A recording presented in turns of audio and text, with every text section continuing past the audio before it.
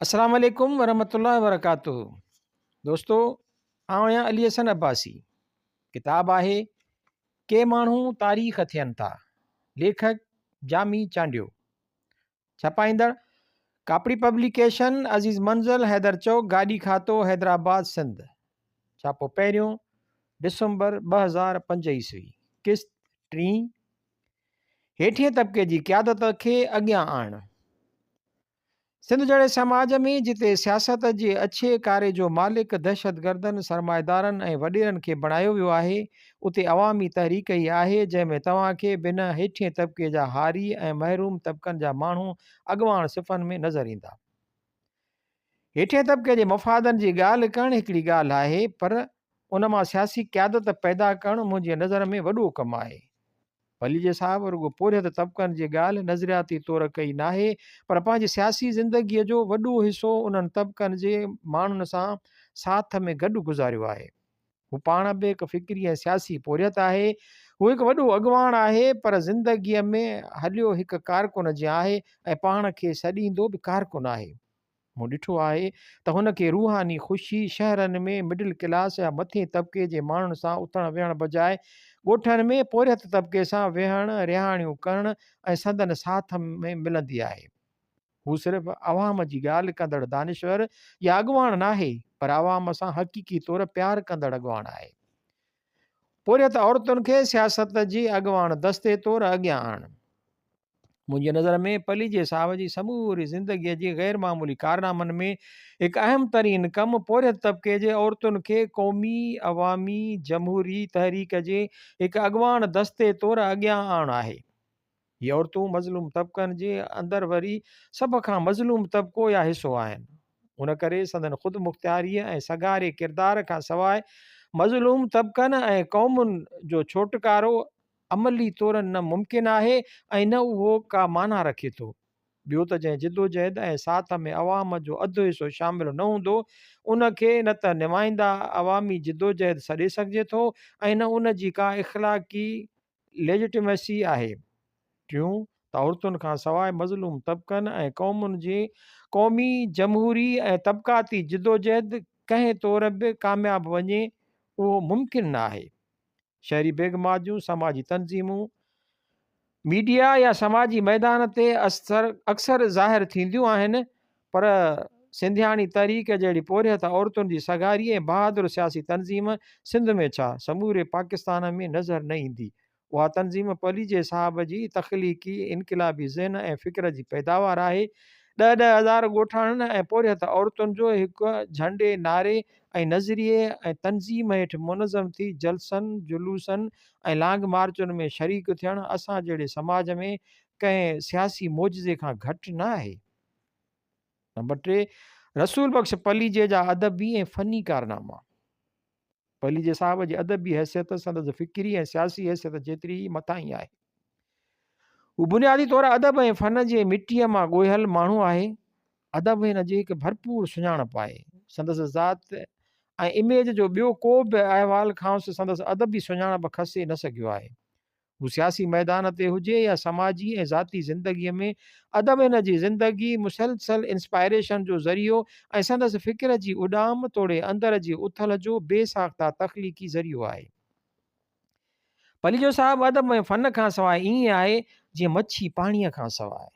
ख़ासि तौर ते शाइरी, अफ़साननि, नाविलनि, नाटकनि ऐं तनक़ीद सां संदसि रूह जूं तंदूं आहिनि ऐं 32 दिलियूं आहिनि। पलीजे साहब जी का बि महफ़िल, कचहरी, गॾिजाणी अदब ऐं शाइरी ऐं राग खां सवाइ तव्हांखे विरले मिलंदी। हिन जे अदबी पोरे ते घटि कलम खयो वियो आहे। अचो त संदसि अदबी कारनामनि ते हिकु मुख़्तसर पर गहरी नज़र विझो। अदब बाबति तरक़ी पसंदि नज़रिए खे नई ऐं तख़लीक़ी अंदाज़ सां पेश करणु। जंहिं दौर में पलीजे साहब अदब जी दुनिया में पेर पातो, तॾहिं नंढे खंड में तरक़ी पसंदि अदबी तहरीक पंहिंजे उरूज ते हुई। ख़ासि तौर ते उर्दू अदब में उन जो औज हो। सिंधी अदब में जन चंद आङुरियुनि ते ॻणण जेतिरनि अदबी स्कॉलरनि ऐं अदीबनि तरक़ी पसंदि फ़िक्र खे नए सिर मुतारिफ़ करायो, उन्हनि में हिकु निमाया किरदारु पलीजे साहब जो बि आहे। पंहिंजे समूरे अफ़सानवी ऐं ग़ैर अफ़सानवी अदब सवें छा हज़ारें तक़रीरुनि ऐं लेक्चर्स ज़रिए हिन अदब ऐं फ़न बाबति पंहिंजो तरक़ी पसंदि नुक़्ताए नज़र हमेशह वाज़े पे कयो आहे। न रुॻो हिन सिंधी अदब में तरक़ी पसंदि नुक़्ताए नज़र खे मुतारिफ़ कराइण लाइ जाखोड़ियो, पर उनखे तख़लीक़ी अंदाज़ सां पेश कयो। अदब में फ़िक्री तनक़ीद जी रिवायत खे अॻिते वधाइण। तनक़ीदी शऊर इंसानी शऊर जी सभ खां मथां ई सूरत आहे। फ़लसफ़े ऐं साइंस जहिड़ा शोबा ऐं इल्म इंसान जी तनक़ीदी शऊर जी ई पैदावार आहिनि। को साॻियो शऊर जॾहिं अदब जहिड़ी लतीफ़ शोबे में पंहिंजो तख़लीक़ी इज़हार करे थो त उनखे अदबी तनक़ीद चयो वेंदो आहे। इंसानी फ़िक्र जी तारीख़ में अरस्तू खे अदबी तनक़ीद जो अबो सॾियो वेंदो आहे। जंहिं अदब जी परख बाबति बोथिका जहिड़ो शाहकार किताब लिखियो, उनखां पोइ जीअं जीअं इंसान जो इल्मु तजुर्बो इदराक ॾाहप उसरी आहे, तीअं तीअं इंसान जी परख जी अख जे ज़ावियनि जो दाइरो वसीउ थींदो वियो आहे। उहा साॻी वुसत अदबी तनक़ीद जे मैदान में बि आई आहे। अॼु अदबी तनक़ीद जे केतिरनि ई ज़ावियनि जे मुख़्तलिफ़ हवालनि सां दर्जाबंदी कई वई आहे। अदब जी लिसानी तनक़ीद, समाजी तनक़ीद, जमालियाती तनक़ीद, सियासी तनक़ीद, फ़नी तनक़ीद, फ़िक्री तनक़ीद वग़ैरह। अदबी तनक़ीद जे उन्हनि समूरनि धाराउनि में फ़िक्री तनक़ीद दरअसल अदब जे क़दरनि, तसवुरनि, नज़रियनि ऐं फ़िलासॉफ़िकल बुनियादनि जी परख करे थी। सिंधी अदब में फ़िक्री तनक़ीद जी रिवायत मुख़्तलिफ़ हवालनि सां अॻे बि हुई, पर उन रिवायत खे बलूग़ियत ते जेको नक़ाद वठी आयो उहो रसूल बख़्श पली जो हो। अञा बि ईअं खणी चइजे त तरक़ी पसंदि नुक़्ताए नज़र खां सिंधी अदब में फ़िक्री तनक़ीद जी रिवायत खे पुख़्तो करण में पलीजे साहब जो अदबी किरदारु सभिनि खां नुमायां आहे। अचो त उन जी कुझु मिसालनि ते ग़ौर करियूं। अलिफ़, विरहाङे खां पोइ सिंध में तरक़ी पसंदि अदब जी जेका लहर उभिरी, उनजो सिंधी अदब में महदार शेख अयाज़ हो। रुजत पसंदि अदीबनि ऐं शाइरनि जे टोले सभिनी तरफ़नि खां अयाज़ ते अदबी ऐं फ़िक्री हमला करणु शुरू कया त हिन जी शाइरी इल्हाद ऐं कुफ़र जी शाइरी आहे। उन टोले जो असुलु मक़सदु अयाज़ जे बहाने समूरी तरक़ी पसंदि अदबी रिवायत खे उथंदे ई चीभाटे छॾिणो हो, जंहिं लाइ हिननि वसां न घटायो। उन दौर में यार मोहम्मद इब्न हयात पंवर ऐं मौलाना ग़ुलाम मोहम्मद गिरामीअ खां पोइ जे अदबी नक़ाद रुजत पसंदनि जे जाहिलाणी तनक़ीद जा बखिया उडेड़े मथनि हतमी वार कयो, उहो रसूल बख़्श पली जो हो। वॾी इल्मियत, अथाह अदबी इदराक ऐं फ़िक्री गहराईअ सां लिखियल हिन जे शाहकार किताब अंधा ऊंधा वेज खे सिंधी अदब में ॼण त हिकु क्लासिक जो दर्जो हासिलु आहे। अंधा ऊंधा वेज रुजत पसंदनि खे अदब में फ़िक्री तौरु गोॾनि भर विहारे छॾियो। सिंधी अदब में रुजत पसंदि टोलो अंधा ऊंधा वेज खां पोइ चढ़ियो ई कोन। बे 60 जे ॾहाके में साॻियो रुजत पसंदि टोलो पैगाम लतीफ़ ऐं जीअं ॾिठो आहे मूं जहिड़ा किताब लिखण सबबि साईं जीएम सैद ते ॾमिरिजी पियो। सॼी सिंध में वठी संदसि ख़िलाफ़ फ़िक्री तौरु महाज़ खड़ो कयाऊं त सैयद काफ़र ऐं मुलहद आहे। अकीचार पंफलेट ऐं मज़मून लिखिया विया। उन असास मौक़े ते बि रसूल बख़्श पलीजे जे अंदर जो कमिटेड फ़िक्री नक़ाद हो, जंहिं अॻिते वधी उन साॻिए टोले जा अमली ऐं फ़िक्री तौरु ॾंद खटा कया। हिन सैद जे फ़िक्री बचाव में मज़मून लिखी रुजत पसंदि टोले खे कापारी धकु हयूं। मूंखे पलीजे साहब पाण ॿुधायो त जॾहिं सैद उहो मज़मून पढ़ियो हो त खेसि निराड़ ते चुमी ॾेई ॼणो त पंहिंजो ख़िराज तहसीन पेश कयो हो। उन दौर जूं लिखणियूं ऐं झूना दानिश्वर उहा साख ॾींदा त रसूल बख़्श पली जो उन दौर में सिंधी अदब तोड़े सियासत में तरक़ी पसंदनि जी फ़िक्री ढाल बणियल हो।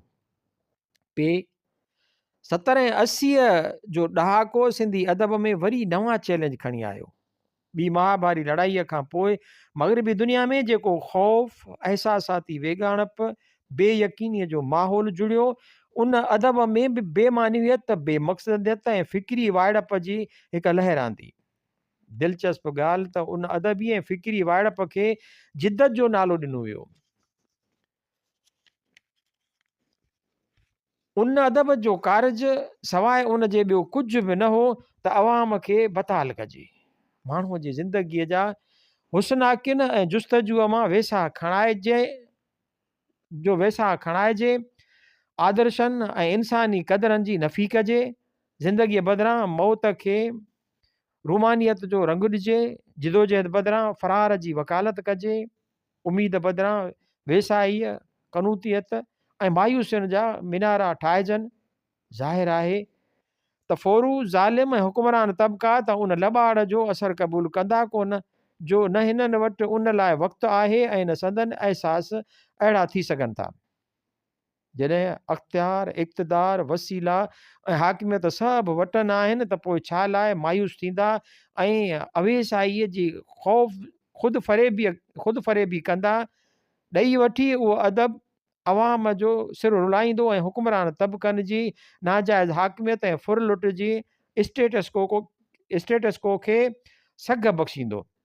जे अवाम सुजाग न हुजे, बाशऊर ऐं ज़िंदा ज़मीर न हुजे, मुनज़म ऐं बहादुर न हुजे, पर उमीद ऐं जिदोजहद जे मैदान ते न हुजे, सही तसवुरनि, ख़्यालनि ऐं नज़रियनि सां हथियारबंद न कजे, उत्साहींदड़ ऐं तख़लीक़ी अहसास रखंदड़ न हुजे, बाएतमाद ऐं सघारो न हुजे, जहालत में ॿुॾल ऐं रज़ा ते राज़ी हुजे, मायूस ऐं वाइड़ो ऐं बताल हुजे, त पोइ हुक्मरान तबिक़नि खे ॿियो छा घुरिजे।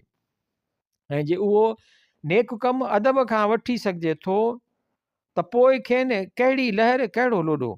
70 ऐं 80 जे ॾहाकनि में अदब जे नाले में उन ज़हरीली रवश खे जदीद अदब सॾियो वियो ऐं अहिड़ा लाड़ा सिंधी अदब में बि घिड़ी आया।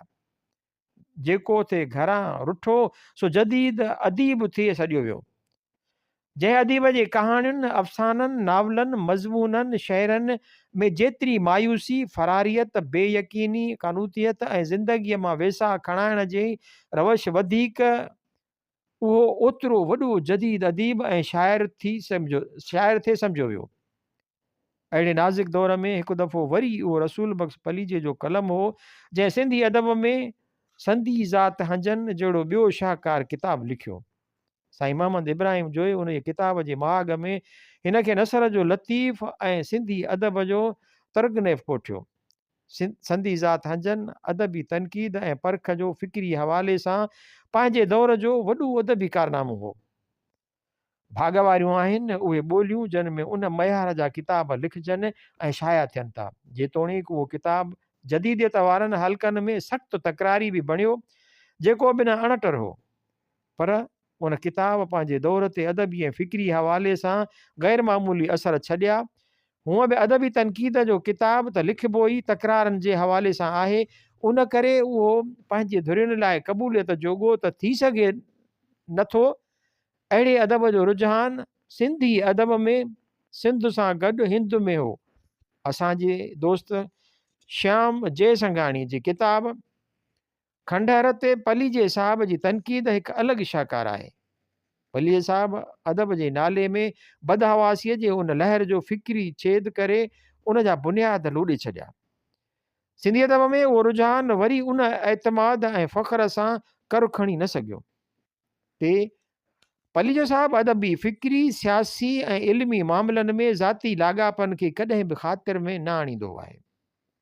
शेख अयाज़ जंहिंजो अदबी तौरु सॼी ज़िंदगी पलीजे साहब दिफ़ा कयो, उहो जॾहिं पंहिंजे आख़िरी दौर में वञी अक़ीदत परस्तीअ ऐं ओहाम परस्तीअ जे कुन में किरियो त संदसि ज़वाल ते पहिरें फ़िक्री आंगुरु रसूल बख़्श पलीजे खईं। हालांकि अयाज़ बाबति अहिड़नि ख़दशनि जो इज़हार पलीजे साहब पंहिंजे कोट लखपत जे डायरीअ में 80 जे ॾहाके में अॻु ई करे चुको हो। हिन अयाज़ जे फ़िक्री ज़वाल ऐं ॿोलीअ जी कमज़ोरियुनि तोड़े फ़नी तरह तनक़ीद जे हवाले सां केतिरा ई मज़मून लिखिया, जेके अख़बारुनि ऐं रिसालनि में शाया थिया। अयाज़ साहब जा अक़ीदे परस्त अदबी मुरीद मथस मछिड़िजी पिया, पर हिन हमेशह जियां को बि नाजाइज़ दवा क़बूल न कयो ऐं पंहिंजी ॻाल्हि रिकॉर्ड ते आंदी। अदब में तनक़ीद तख़लीक़ जो मौत आहे ऐं तनक़ीदी शऊर तक़लीद जो वेरी आहे। अदब में तख़लीक़ जो मौत आहे ऐं तनक़ीदी शऊर तक़लीद जो वेरी आहे। पलीजे साहब जा अदबी तनक़ीदी मज़मून हिकु दफ़ो वरी अदबी ऐं फ़िक्री हल्कनि में वॾे बहस जो मौज़ू ऐं फ़िक्री तहरीक जो सबबु बणिया ऐं उहो ई फ़िक्री तनक़ीद जो वॾे में वॾो कारज आहे। तख़लीक़ी ऐं वढ विझंदड़ ॿोलीअ जो लहजो तख़लीक़ करणु। रसूल बख़्श पलीजे जा तख़लीक़ी कारनामा रुगो कहाणियुनि, अफ़साननि, मज़मूननि ऐं सियासी फ़िक्र ताईं महदूद न आहिनि। हू पंहिंजे हर रंग में हिकु ग़ैर मामूली तख़लीक़ी माण्हू आहे। अदब तोड़े सियासत में रसूल बख्श पली जे पंहिंजे फ़िकिर अंगेज़ ॿोलीअ जो हिकु निरालो लहजो ऐं असलूब तख़लीक़ कयो। पली जे साहब जे लिखणियुनि तोड़े गुफ़्तगू में हिन जो डिक्शन ऐं हिन जो पंहिंजो तख़लीक़ कयल आहे। हिन जी कंहिं लिखणीअ ते संदसि नालो न बि हुजे पर माण्हू पढ़ी सम्झी वेंदो त उहो कलम रसूल बख्श पलीजे जो आहे। हिन जी ॿोलीअ में तव्हांखे हर जाइ ते नवां नवां इस्तिलाह मिलंदा जेके ख़ासि तौर हिन जी तख़लीक़ हूंदा आहिनि। हिन जूं तशबीहूं, इस्तारा, इशारा, इस्तिलाह न रुगो निबार ऐं पंहिंजा तख़लीक़ कयल हूंदा आहिनि पर उन्हनि जो इस्तेमालु बि निरालो ऐं मुनफ़रिद हूंदो आहे ऐं उहे सभु शयूं गॾिजी हिन वटि ॿोलीअ जो हिकु नओं लहजो तख़लीक़ कनि था। तनक़ीद में हिन जी ॿोली बिन काट वारी ऐं वढ विझंदड़ हूंदी आहे। हू ॿोलीअ सां दुश्मन खे ज़ख़्मी न कंदो आहे, कातिलाणो हमिलो कंदो आहे। हिन जी ॿोलीअ जी ज़रब मां को बची वियो त ॼणु नओं ॼाओ। हिन वटि तव्हांखे स्टेटस्को जे विचथरी फकी सर्द ऐं झीणी ॿोली न मिलंदी। ॿोली पली जे साहब वटि हिकु सकाफ़ती ऐं समाजी हथियार आहे जंहिंजो हिन हमेशह बेख़ौफ़ीअ सां इस्तेमालु कयो आहे। हिन खे जेतिरे हिन निज़ाम खां उन जी कोढ़ियल क़दरनि सां, पसमानदा तसवुरनि ऐं रवैयनि सां, फ़ोरू ऐं ज़ालिम तबिक़नि सां, संदन हाकमियत बरतरी ऐं नाजाइज़ मफ़ादनि सां शदीद नफ़रत आहे, संदसि ॿोली उन नफ़रत जो तख़लीक़ी इज़हार आहे। नफ़रत पंहिंजो तख़लीक़ी इज़हार ॿोलीअ में कीअं करे सघे थी, उन जो हिकु ज़िंदा मिसाल रसूल बख्श पलीजे जी ॿोली आहे। जीअं हू पाण मसलियत ऐं कंप्रोमाइज़ न कंदो आहे तीअं हिन जी ॿोली बि हिन जियां हठीली ऐं तलवार जी तिखी धार जियां तेज़ हूंदी आहे। ॿोली बि दरअसल माण्हूअ जे अंदरि संदसि फ़िक्र जी गहराई ऐं उॾाम, संदसि आदर्शनि, तसवुरनि, रवैयनि, संदनि मुहबतुनि ऐं नफ़रतुनि, संदसि मक़सदनि ऐं मंज़िलुनि जे तर्जुमान हूंदी आहे। सिंध में घणी भाङे मशहूरु क़ौमी नारा पलीजे साहब जा ठहियल आहिनि। हू नारनि ठाहिण जो बादशाह कारीगर आहे। हालतुनि सां ठहकंदड़ दुश्मन जी सघ जी दीवारनि में ॾार विझंदड़ नारा ठाहिण बि हिकु वॾो नाज़ुक ऐं तख़लीक़ी कमु आहे। ग़ैर मामूली नारा टांडनि जा हूंदा आहिनि जेके जिते उछलाइबा आहिनि उहो हंधु सड़ी रख थी वेंदो आहे। सिंधी ॿोलीअ जी वॾी स्कॉलर डॉक्टर अलहदाद ॿोए बि पलीजे साहब जी कहाणियुनि जी किताब पसी ॻाढ़ा गुल जे मुहाग में संदसि तख़लीक़ी ॿोलीअ जी वॾी वखाण कई आहे। लतीफ़ शनासीअ जूं नऊं बुनियाद विझणु। लतीफ़ सिंधी ॿोलीअ ऐं अदब जो वॾे में वॾो मौज़ू आहे। सदियुनि ताईं त लतीफ़ जहालत वारी अक़ीदत परस्तीअ जे छिप हेठि दॿियल रहियो। लतीफ़ हिकु मुफ़किर, शाइर ऐं ॾाहो रहबर आहे। माण्हुनि जी घणाईअ लाइ हिकु पीर ऐं दरगाही ओलिया हो ऐं कंहिं हद ताईं बदस्तूर आहे। केतिरा ज़माना त हिन खे शाइर सम्झण बि हिन जी तोहीन सम्झी थिए वई। असां ॼणनि पसमानदा समाजनि जी इहा वॾी बदनसीबी थिए थी जो उहे पंहिंजनि अमुल माणकनि जी परख ऐं परूड़ खां महरूम रहनि था। पाणीअ मथे झूपड़ा मूरख उंज मरनि। लतीफ़। लख शाबाज़ हुजनि डॉक्टर H.T. सोरले खे, जंहिं लतीफ़ खे हिकु शाइर तौरु खयो ऐं संदसि दौर जी तारीख़ी हालतुनि ते लिखियो। उहो लतीफ़ जो ॼणु त पहिरियों तारीफ़ हो। उनखां अॻु ट्रम्प रिसालो सहेड़े चुको हो पर सिधीअ तरह लतीफ़ शनासी ॾांहुं पहिरीं विख डॉक्टर गरबख्शाणी खईं, जंहिं लतीफ़ खे हिकु शाइर तौरु मुतारिफ़ कराइण जी कोशिशि कई। जेतोणीकि को हिकु बिन इब्तिदाई नोयत जो कमु हो पर बहरहाल उन्हनि मख़सूस हालतुनि में उहो हिकु वॾो ऐं ग़ैर मामूली कमु हो। उनखां पोइ लतीफ़ शनासीअ ॾांहुं ॿी विख GM सैद जो किताबु पैगाम लतीफ़ हो। उहा पहिरीं कोशिशि हुई जंहिंमें लतीफ़ खे सिंध जो क़ौमी शाइर करे पेश कयो वियो हो ऐं हिन जे फ़िक्र खे सिंधी अवाम जी ॿधी आज़ादी ऐं जिदोजहद जो बुनियादु बणाइण लाइ शऊरी कोशिशि कई वई। पंहिंजे दौर में उन किताब जो वॾो असरु थियो ऐं गरबख्शाणीअ खां पोइ लतीफ़ जो ॿियो ऐं नए अंदाज़ जो भरपूर तारीफ़ थियो। घटि में घटि सिंध जे रोशन ख़्याल अवाम ऐं अदबी तोड़े सियासी हलकनि वटि लतीफ़ हाणी कंहिं पीर ऐं ओलिया बजाए हिकु क़ौमी शाइर, मुफ़किर ऐं सिंध जी क़ौमी वहदत जी अलामत हो। पैगाम लतीफ़ उन्हनि मख़सूस हालतुनि में सिंधी अदब तोड़े फ़िक्री हवाले सां हिकु वॾो कारनामो हो।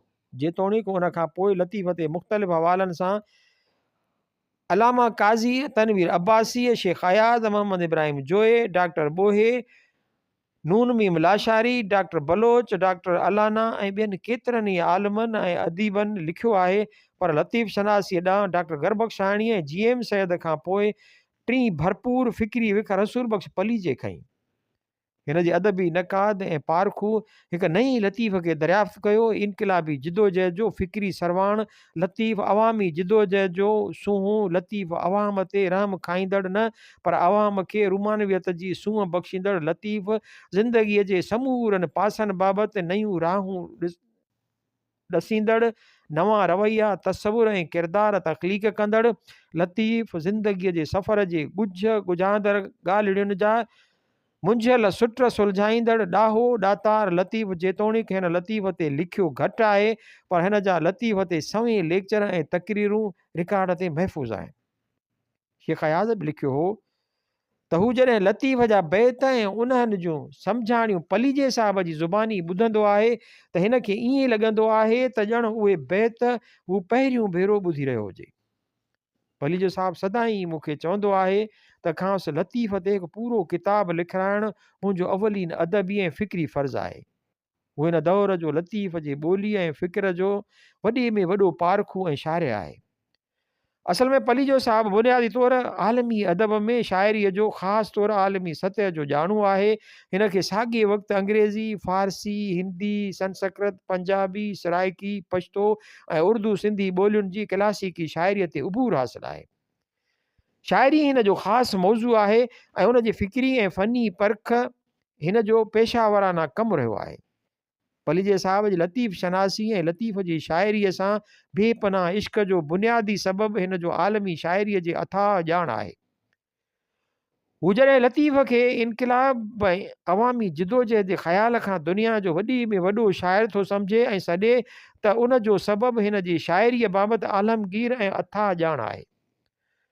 हिन जी नज़र में लतीफ़ रुगो सिंध न पर समूरी इंसान ज़ात ऐं ख़ासि तौरु टीं दुनिया जे मज़लूम तबक़नि ऐं क़ौमुनि जो वेझ ऐं सूंहुं शाइर आहे।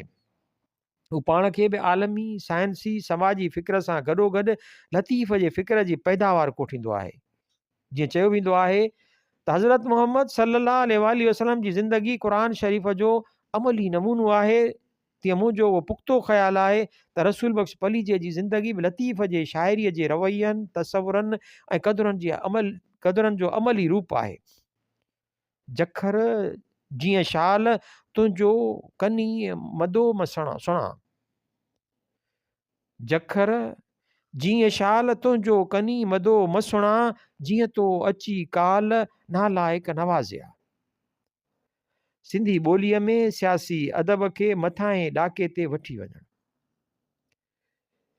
जीअं ज़िम्मेवार अवाम दोस्त सियासत खां सवाइ को बि समाज उसरी ऐं अॻिते वधी नथो सघे, तीअं मयारी रोशन ख़्याल ऐं अवाम दोस्त सियासी अदब खां सवाइ अवाम ऐं का बि क़ौम या मुआशिरो ज़हनी तौरु बालिग़ थी नथो सघे। दुनिया में आला मयार जी सियासी अदब खे उन ॿोली ऐं समाज जी बलूगत जी निशानी सम्झियो वेंदो आहे। सिंधी ॿोली पाकिस्तान जी ॿियनि ॿोलियुनि खां उन उमेद में कुझु अॻु भरी रही आहे। हैदर बख़्श जतोई, GM सैयद, इब्राहिम जोए ऐं अली मोहम्मद राशिदी विरहाङे खां अॻु ई सियासी अदब जे मैदान में क़दम रखी चुका हुआ। ख़ासि तौर ते उन दौर में हैदर बख़्श जतोई ऐं GM सैयद जे लिखियल सियासी पंफलेटनि, मज़मूननि, मकालनि सिंध जे सुञाण हल्कनि में सुठी मञता माणी। राशिदीअ जो फ़रियाद सिंध जेतोणीकि शुरूअ में उर्दू में शाया थियो पर सुतत ई सिंधीअ में शाया थियो ऐं बेहद मक़बूल थियो। साईं जोए साहिब जो शाहकार किताब सेव सिंध सेव द कॉन्टिनेंट हुयो त अंग्रेज़ी में, पर सिंध जी ख़ुदि मुख़्तियारीअ जे सवाल बाबति हो ऐं उन जो मुहाग उन ज़माने में ई सिंधीअ में शाया थियो। उन ज़माने में फ़िक्री सियासी अदब जा तर्जुमा बि सिंधी ॿोलीअ में शाया थियणु लॻा। बरकत अली आज़ाद जो प्रिंस पीटर क्रोपोटकन जो जग मशहूरु मकालो नौजवाननि ॾांहुं जो सिंधी तर्जुमो शाया थियो, जंहिंजो सिंध जे सुञाण हल्कनि जी केतिरनि नसलनि ते असरु रहियो। नूरुद्दीन सरकीअ टालिस्टाए जो नेठि छा कजे जो तर्जुमो कयो, जेको अदबी बोर्ड शाया कयो। ईअं केतिरनि किताबनि जा हवाला ॾेई सघजनि था। रसूल बख़्श पली जे 60 जे ॾहाके में लिखणु शुरू कयो, पर हू पाण सां गॾु पंहिंजो सोच जो अंदाज़, लिखण जो असलूब ऐं सियासी तोड़े फ़िक्री रवैयनि जो ढंग खणी आयो। जेतोणीकि हिन सियासी अदब जे मैदान में पेर देर सां पातो, अवाइली दौर में हिन अदबी ख़त, तनक़ीदी तबसरा, कहाणियूं ऐं मज़मून लिखिया जंहिंजा मौज़ू ख़ालिस अदबी हुआ। 1 यूनिट जे ज़माने में हिन सियासी अदब लिखणु शुरू कयो। मां संदसि अवाइली ज़माने जूं सियासी ऐं फ़िक्री लिखणियूं पढ़ी हैरान थींदो आहियां त उन ज़माने में हिन जी ॿोली, लहजो, दलील, अंदाज़ ऐं रवैया साॻिया हुआ। 1 यूनिट जे ज़माने में छपायल अक्सर पंफलेट पलीजे साहब जा लिखियल आहिनि। अवामी तहरीक जो बुनियादु विझण खां पोइ हिन तहरीक रिसालो जारी कयो। तहरीक रिसालो सिंधी ॿोलीअ में सियासी अदब जो महंदार रिसालो हो। हीउ पंहिंजे दौर जो वाहिद रिसालो हो जेको सिंध जे लिखियल पढ़ियल माण्हुनि सां गॾु सिंध जा सियासी शऊर रखंदड़ हारी बि पढ़ंदा हुआ। तहरीक में शाया थियल मवाद जो ॻोठनि में रखियल सियासी कचहरियुनि में गॾु कयल मुतालियो थींदो हो। ख़ासि तौर ते तारीख़ जी समूरी दौर में पलीजे साहब जा लिखियल एडिटोरियल उन दौर जी तारीख़ जा तज्ज़ियाती माख़ुज़ आहिनि जेके अॻिते हली धराड़नि जा धक ऐं ॻाल्हियूं गंवारनि जूं जे नाले सां शाया थिया।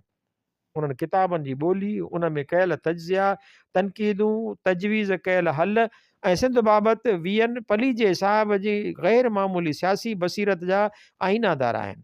सुबुह थींदो पलीजे साहब जो उहो पलीजे साहब जो अहम तरीन नज़रियाती सियासी किताबु आहे जेको पिणु अवामी तहरीक सां लाॻापियल सियासी कारकुननि में सियासी निसाब तौरु पढ़ियो वेंदो हो ऐं जंहिंजा अकीचार एडिशन पधिरा थिया। किताब खां अलावा पलीजे साहब जा सभी नज़रियाती ऐं पॉलिसी सतह जा सियासी मज़मून सिंधी अख़बारुनि में गुज़िरियल 20 सालनि खां लगातार शाया थींदा रहिया आहिनि, जिन में हर दौर में हिन सिंधी अवाम खे नाज़ुक मरहलनि में सुजाग थिए कयो आहे ऐं संदन जिदोजहद लाइ राहूं हमवार पे कयूं आहिनि। जेतिरो सियासी अदब पलीजे साहब लिखियो आहे ओतिरो ऐं उन सतह जो सियासी अदब सिंध त छा पाकिस्तान में खाबी धुर जे कंहिं दानिश्वर या सियासी अॻुवाण विरले लिखियो हूंदो। नंबर 4, रसूल बख़्श पलीजे जा समाजी कारनामा। समाजी इनक़िलाब सियासी ऐं मुआशी इनक़िलाब खां वधीक ॾुखियो ऐं पेचीदा अमल आहे, छाकाणि समाजी रवैया, क़दुर ऐं तसवुर सदियुनि में ठहनि था ऐं उहे सकाफ़ती तौरु माण्हुनि जे ज़िंदगीअ जो हिसो थी वञनि था ऐं तोड़े जो उहे पसो पेश अवाम जे मफ़ाद में न हूंदा आहिनि, पर उन बावजूदु उहे अवाम जे तहत शऊर जो हिसो थी लाशऊरी तौरु पंहिंजो समाजी इज़हार कनि था। सियासी या मुआशी पसमानदगीअ जे भेट में समाजी पसमानदगीअ जूं पाड़ूं ऊंधियूं ऐं सदियुनि में खुतल हुजनि थियूं, उन करे माण्हूअ जी सियासी ऐं मुआशी रवैयनि में तब्दीली समाजी तब्दीलीअ जे भेट में निस्बतन घणी आसान आहे। माण्हू आसानीअ सां पंहिंजूं सियासी वफ़ादारियूं बदिलाए सघनि था, मुआशी सरगर्मियूं तब्दील करे सघनि था, पर सवलाईअ सां पंहिंजा समाजी रवैया, तसवुर ऐं क़दुर नथा मटाए सघनि, छाकाणि त घणे भाङे उहो इनफ़रादी मसइलो न आहे, फ़र्द समाजी तौरु नज़र न ईंदड़ बंदिशुनि, रिश्तनि, मफ़ादनि, तसवुरनि, क़दरनि ऐं रवैयनि जे तांजी पेटे में सोघो थियलु आहे, जंहिंजो आसानीअ सां उतां आज़ादु थियणु मुमकिन न आहे। उन करे समाजी इनक़िलाब में स्टेटस को जे ख़िलाफ़ु समाजी जुरत लाइ माण्हूअ खे ग़ैर मामूली शऊर घुरिजे। समाजी रवैयनि ऐं ढांचनि जे पूरे निज़ाम में बुनियादी तब्दीली आला दर्जे जी साइंसी समाजी शऊर खां सवाइ मुमकिन न आहे। हक़ीक़त में ॾिठो वञे त पलीजे साहब जी अहम तरीन कारनामनि में हिन जा समाजी कारनामा आहिनि, जिन खे रिवायती अखि ॾिसी महसूसु करे ऐं परखे नथी सघे। जीअं समाजी तब्दीलियुनि लाइ आला शऊर घुरिजे, तीअं उन्हनि तब्दीलियुनि खे सम्झण ऐं परखण लाइ बि गहरी सम्झ घुरिजे। अचो त पलीजे साहब जे हवाले सां उन जी कुझु मिसालनि ते ग़ौर करियूं।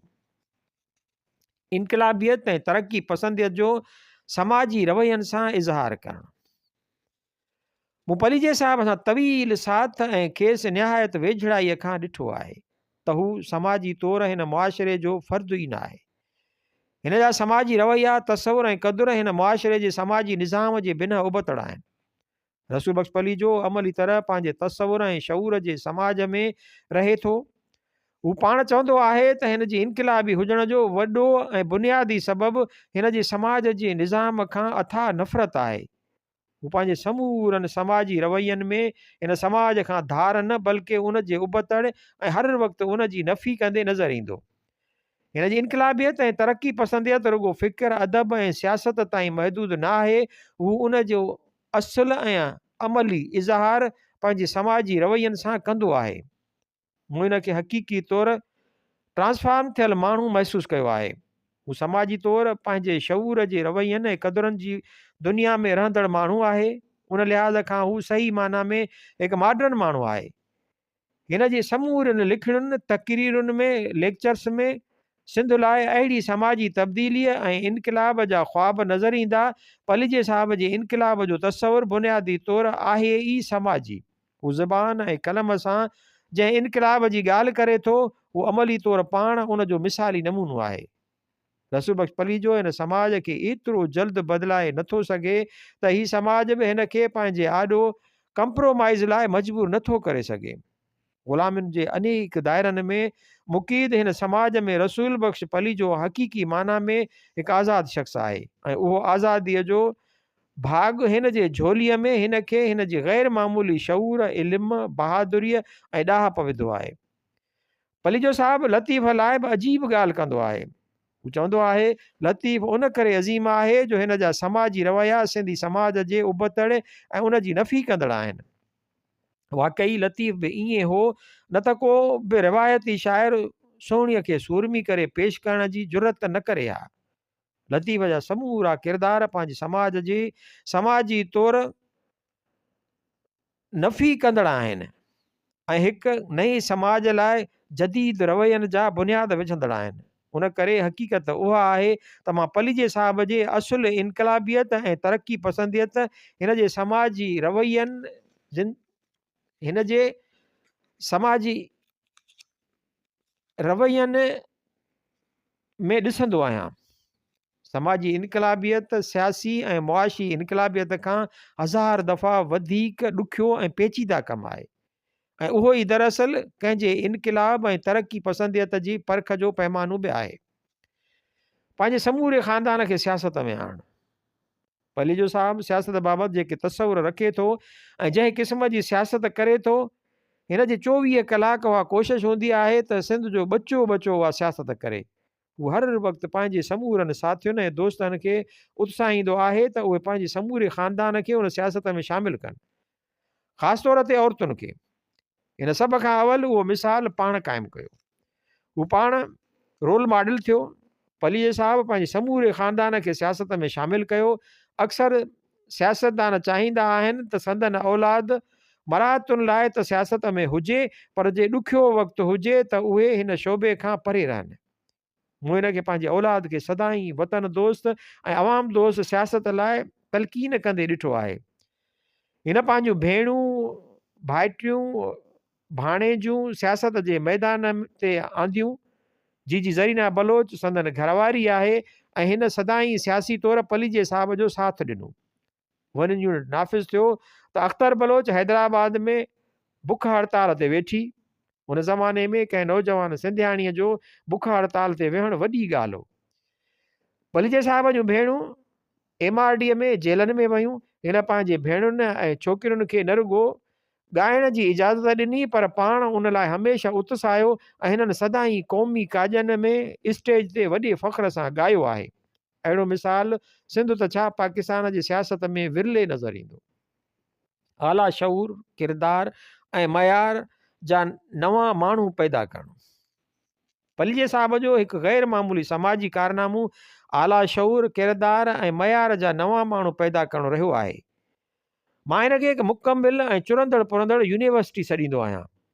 माण्हुनि जी तरबियत करणु, माण्हुनि जा रवैया बदिलाइणु, खेनि अॻिते वधण लाइ उत्साहिणु, मंझंदि इल्म सां मुहबत जो जज़्बो पैदा करणु, खेनि रिवायतुनि सां बग़ावत कराइणु, खेनि जिदोजहद लाइ तयारु करणु। हिन जो ॼण त हिकु क़िस्म जो पेशावराना प्रोफेशनल कमु आहे। माण्हू हिन जे वर चढ़ी ऐं बची निकिरे, उन जा इम्कान तमामु घटि हूंदा आहिनि। हू माण्हूअ खे तब्दील करण लाइ उत्साह जो अहिड़ो ॼार उणंदो जो माण्हूअ जे फासण ते दिलि पई चवंदी। बाक़ी बेअमल माण्हुनि हिन खे ॾिसी घिटी मटाए, बाक़ी बेअमल माण्हू हिन खे ॾिसी घिटी मटाए वेंदा आहिनि। रसूल बख़्श पली जो हिकु इंसान साज़ फैक्ट्री आहे। हू समाजी जानवर खे इंसान बनाइण जो हुनर ॼाणे थो। जंहिं माण्हूअ में बि हिन खे अहिड़ी मणिया ऐं चिणग नज़र ईंदी, हू उन ते वॾो पोरियो कंदो आहे। खेसि किताब ॾींदो, कचहरियूं कंदो, उन ते नज़र रखंदो, मथसि मुसलसल तनक़ीद कंदो, खेसि उत्साह ॾींदो ऐं माण्हूअ खे ख़बर ई न पवंदी त को हुन सां का कारवाई थी रही आहे। इहा ख़बर त हिन पारखूअ ऐं वेझ खे हूंदी आहे त माण्हूअ खे रिवायती इंसान मां फेराए नओं इंसान कीअं ठाहिजे। उहा ख़ूबी मूं पली जे साहब खां सवाइ साईं मोहम्मद इब्राहिम जोए साहब में बि ॾिठी आहे।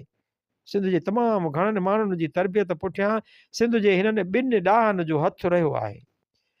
ॿिन्ही जो तरीक़ो पंहिंजो पंहिंजो आहे, पर रवैयो साॻियो आहे। मूं पली जे साहब खे ॿारनि सां कलाकनि जा कलाक वेही कचहरियूं कंदे ॾिठो आहे। उहो इंसानी ज़हन जी तब्दीलीअ खे इनक़लाब जो वॾे में वॾो ज़रियो सम्झे थो ऐं हिन सॼी ॼमार उन हवाले सां सीड़प पिणु कई आहे। हिकु अजीब शख़्स रसूल बख़्श पलीजे जी शख़्सियत में कारनामनि जे उन्हनि समूरनि पासनि ते गौर करे माण्हू बसि हैरान ई थी सघे थो। भला माण्हू ताजमहल खे ॾिसी छा महसूसु कंदो?